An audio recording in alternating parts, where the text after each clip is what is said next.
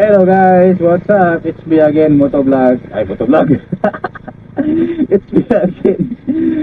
Tanix Motovlog. Ano na nangyari sa atin guys? Parang nabubulo na ata tayo, nawala tayo sa ating sarili ah.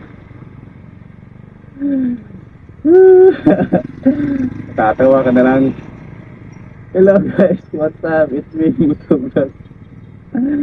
Ay nako. Buhay nga naman, no?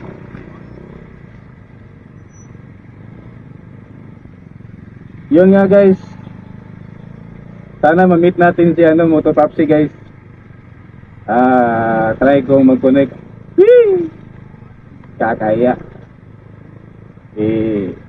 Maliit na vlogger lang tayo, guys. Baka hindi tayo pansinin nun. Magbaba ka sa sali lang. Mapansin. May Motopopsy.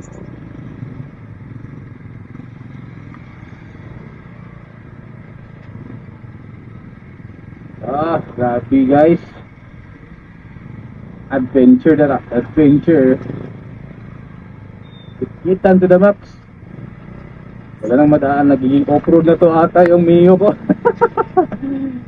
Nagiging off-road na ata itong daanan namin guys. No choice talaga. Git ka na lang, git.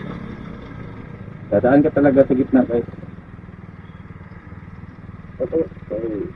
Marapit ko na. Pika na yun ah. Buti na mag-break si kuya. Kung hindi, sapo si kuya. Palapag motor. Ang cute pa naman ang motor natin guys. Kaya nga city drive lang tayo, diba? Minsan din, nag-long ride. Wawa yung motor yun.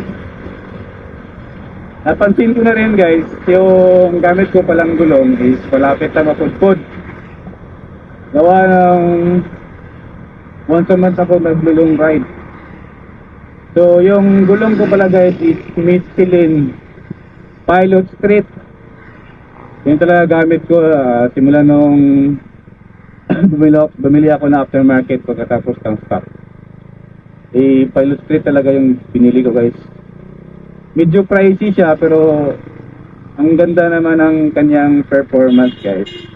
When it comes sa mga basa at saka yung may mabuhangin na daan, pag bago pa yung gulong mo guys, hindi siya masyadong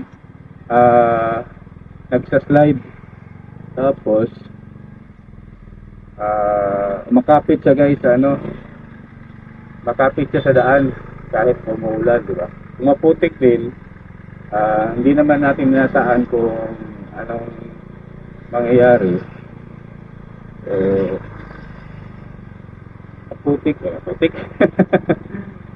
Makapit guys, makapit yung Michelin Pilot Street.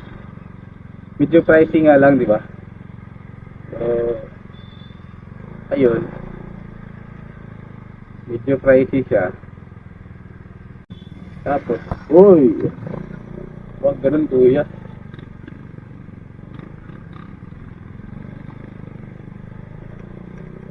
Ano ba to? Gilid na lang tayo ng gilid dito guys. Yun nga. Nawawalan naman ako sa topic ko. Gusto ko sana subukan yung Pirelli guys. Pirelli. May 14 ba na na sukat. So Pirelli, either Pirelli Diablo, Pirelli Russo, Ursa. Ay, Pirelli Ursa guys. Hindi ko alam guys. Comment down below na lang.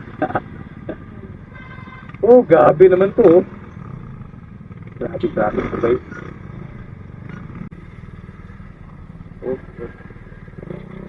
Uy, nako. Ay, sama ng panahon.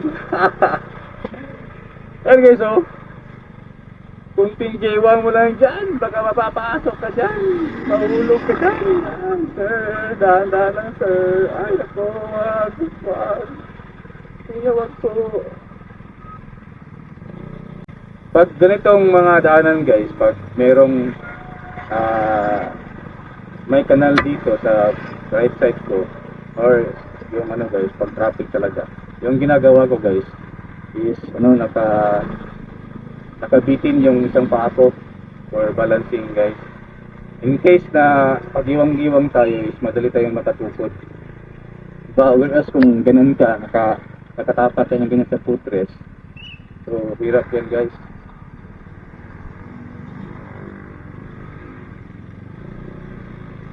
Hindi ka ma-abaat, baka ma-out balance ka.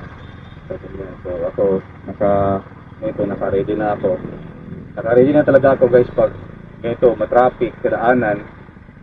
Pag sisingit ako guys, nakaganito talaga ako guys. Kasi mas nababalansi ko yung motor ko guys pag nakaganito ako Diba? Sa opinion ko lang guys, sa opinion ko lang. Diba? Shoutout. Wow. Shoutout, Gili Philippines. Gili lang malakas. Gili ko. Oh, wala pa oh. Grabe ka, gupit ko yun. Shoutout. Baby, we love together.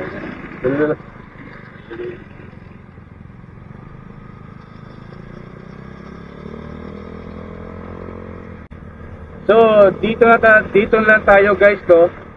Ayok, subaybayan niyo pa rin ako sa aking mga upcoming videos guys. Kung sino mo yung nakapanood dito, sino mo yung dumaan to sa newsfeed nyo, paki-hit the like and subscribe button guys, baka naman.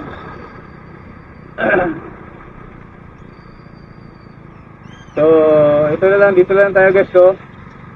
Sa muling pagkikita natin guys.